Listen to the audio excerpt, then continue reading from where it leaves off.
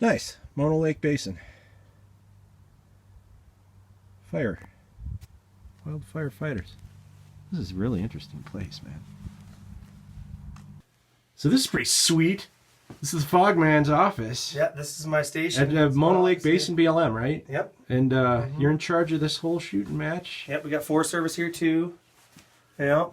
That's great. So everybody gets to see all the fucking crazy fires on television that take lives and stuff, but they don't get to see the front end of things with the guys that are on call to go out and rock out the fires. So we got a training room out here. Turn on the light, man. Let's here we brief it here in the mornings and stuff. This is where you guys like haul the maps down and tell people like, hey man, there's some shit going down. Yep, some of that. There's nice. And then you dispatch your people out in the dispatch will talk to us through here. Yeah. Right? We can talk back and forth on command frequencies and simplex frequencies. And let's go look outside. here, like I've got a 300-foot well out here. Nice. And the drinking water is like the best. Man. So the bays are empty. You guys usually have 2 engines in here? Yeah, we got 3 actually. One of them has One of them lives outside a fair amount. We move it around because the third bay is a mess right now. I've been working. So why do you have to have fresh water to fight a fire? No, you don't. It's just we got good drinking water. But yeah, you don't want to put salt water in the truck if you know. But I'm gonna go take a peek outside here. This is sweet. So how many fires are you fighting right now? Well, we have a lot of resources here. They're managing. See that smoke over there? Yeah. So that's natural starts. There's 3 or 4 natural starts out there that are being managed for resource benefit right now.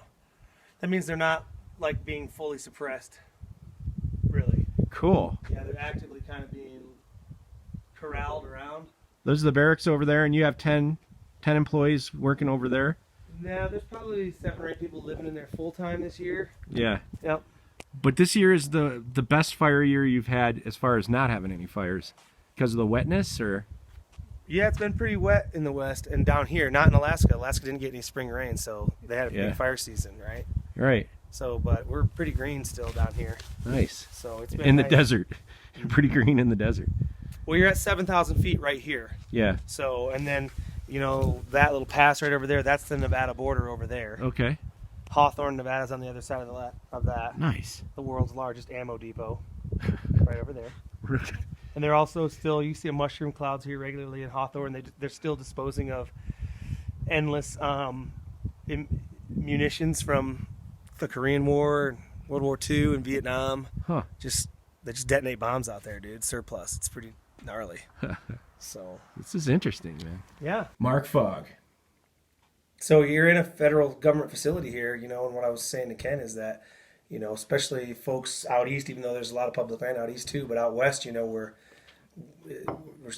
heavy with public land, and public land access is a challenge, and public land management, and people in this country just take it for granted, that BLM is our land, right? Absolutely. It is, every citizen of this country owns right. BLM That's right. land. That's why and that's what makes America great. Genuinely is public land, and it's what makes America different than every other country in the world. And people in this country that don't travel the world and experience the fact that that doesn't exist. You can go in Michigan, you can go camping out in the Hiawatha National Forest, you can camp in the Superior. Out here in Mono County, where this county is 98% public land. Yeah. Forest Service and BLM, you got John Muir Wilderness and 4 other Hoover Wilderness and 4 other wildernesses in Yosemite over there.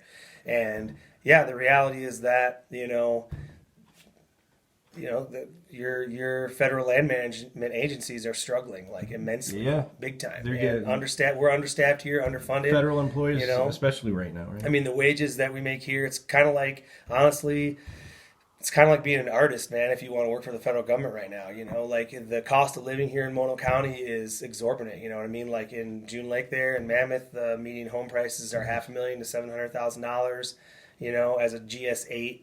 I make like my base salary is like $42,000 or something. You know what I mean? Like it's like you kind of got to be a martyr if you want to work for the government nowadays. And they're the ones in the first line of defense So- against everything that wants to burn everybody down, take their homes. Yeah, and every year. how many people did you lose last year in California? I mean, that was serious. Last year was a big, serious year. Yeah, we saved a lot of homes. We lost a lot of homes. A lot of people got burned up, and there's no one responsible party or reason, It's, power lines and weather and too many people and too much fuel and, not enough management, not enough money for management, not enough resources and people to deal with all of the fuel. And by fuel, of course, I mean vegetation. Yeah. On these like steep and rugged landscapes everywhere with people everywhere living in them. And it's not just California, it's Oregon, Washington, Nevada, Idaho, Montana, everywhere, Yeah. So there's people everywhere. So the next time you see a federal forest firefighter,